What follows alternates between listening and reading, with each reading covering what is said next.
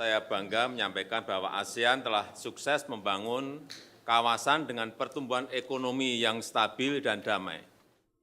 Halo Bedikers, memiliki teman atau sahabat itu memang menyenangkan bukan? Bisa diajak bercanda dan jadi tempat curhat yang paling pas. Tapi di segmen ini kita tidak akan membahas hubungan seorang teman dan sahabat, melainkan hubungan dua negara antar Indonesia dan Amerika Serikat.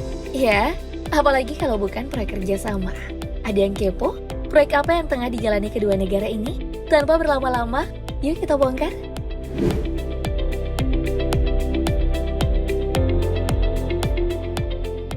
Jadi di tahun 2020 lalu nih Bedikers, Amerika Serikat resmi perpanjang fasilitas GSP untuk Indonesia. GSP sendiri adalah Generalized System of Preference yang memberikan pengurangan tarif kepada suatu negara untuk mengekspor berbagai produknya ke luar negeri. Hal ini bukan kali pertama yang telah dilakukan Indonesia dan Amerika, karena sejak tahun 1980 lalu, pemerintah tanah air telah mendapatkan fasilitas GSP dari negeri pemansang. Berarti, kerjasama hubungan GSP ini sudah berlangsung 42 tahun. Udah hampir setengah abad aja ya Pedigers. Tentu ini sangat baik dong bagi kedua belah pihak, karena perdagangan Indonesia akan terus maju dan berkembang. Bisa jadi, produk dalam negeri kita bisa lebih dikenal dan diminati oleh masyarakat dunia. Untuk lebih jelasnya, yuk kita melihat perkembangan kerjasama GSP Indonesia dan Amerika Serikat. Jadi saat pertemuan Presiden Jokowi dengan Menteri Luar Negeri Amerika Serikat, Mike Pompeo, di Jakarta pada Oktober 2020 lalu, ternyata ada sedikit kemajuan di Bedikers. Jadi menurut laman Kementerian Luar Negeri Republik Indonesia, yang dikutip dari data statistik dari United States International Trade Commission atau USITC, terjadi peningkatan yang cukup signifikan. Ya, pada 2020 lalu, nilai ekspor GSP Indonesia ke Amerika Serikat naik sebesar 10,6% atau setara 27 triliun rupiah. Padahal ekspor yang dilakukan tanah air baru memasuki bulan Agustus.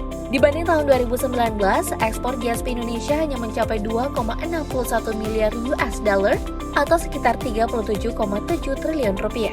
Angka ini setara dengan 13,1% dari semua total ekspor Indonesia ke Amerika Serikat, yaitu 290,9 triliun rupiah. Ekspor ini berasal dari 729 pos tarif barang, dari total keseluruhan mencapai 3.572 yang mendapatkan preferensi tarif GSP. Dengan hasil kerjasama ini, Indonesia menjadi negara pengekspor GSP kedua di Amerika Serikat setelah Thailand. Tak cuma itu saja, Menteri Koordinator Bidang Kemaritiman dan Investasi Luhut Binsar Panjaitan mengatakan bahwa dengan adanya COVID-19 sangat membantu kegiatan ekspor Indonesia, khususnya penyaluran obat-obatan.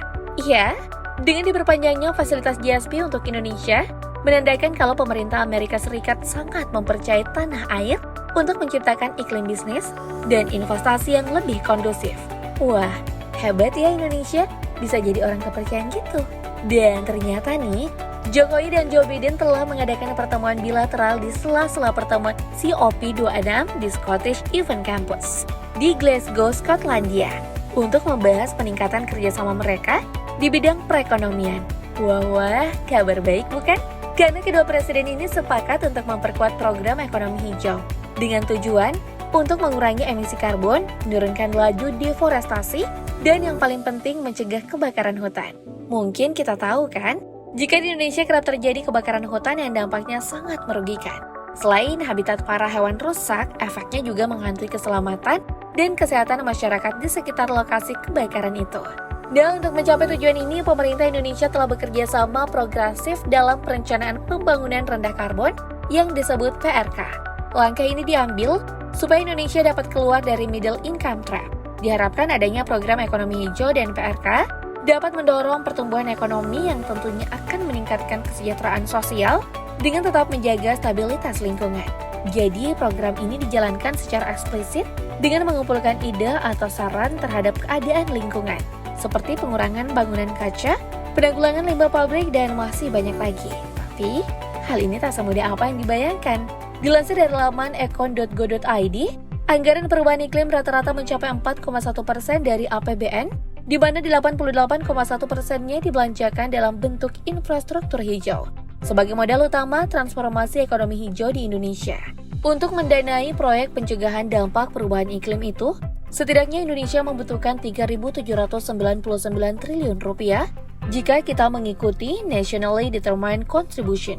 Untuk berkontribusi dalam pengurangan emisi karbon internasional, diketahui dana yang tersedia untuk mitigasi dan adaptasi perubahan iklim di tahun 2020 mencapai 100 juta US dollar atau setara dengan 1,4 triliun rupiah. Seperti yang dibahas dalam COP26 di Scotland pada November 2021 kemarin. Tapi tampaknya proyek kerjasama Indonesia dan Amerika Serikat ini akan berjalan dengan baik. Ya, mungkin kita semua tahu kalau Indonesia kaya dengan hasil alamnya. Hutan dan laut menjadi potensi yang paling besar untuk menambah pemasukan perekonomian negara. Dan kabar baiknya diketahui harga jual karbon dunia saat ini berkisar antara 5-10 US dollar per ton. Sesuai hasil dari kesepakatan COP26, jadi semakin tinggi permintaan global akan kredit karbon, maka nilai jualnya akan semakin melambung tinggi di dunia pemasaran. Indonesia sendiri juga memiliki potensi pendapatan yang sangat besar, yaitu 565,9 miliar US dollar atau setara dengan 8 kuadriliun rupiah. Kebayangkan betapa besarnya penghasilan Indonesia di sektor perdagangan hasil alam?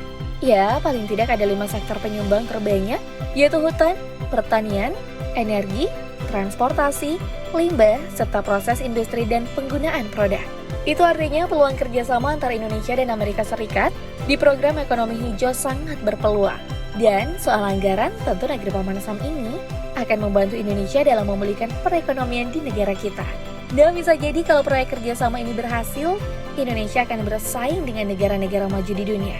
Khususnya di sektor perdagangan, kita lihat saja ya Bedigers, kira-kira seperti apa perkembangan proyek ini ke depan? Menurutmu gimana?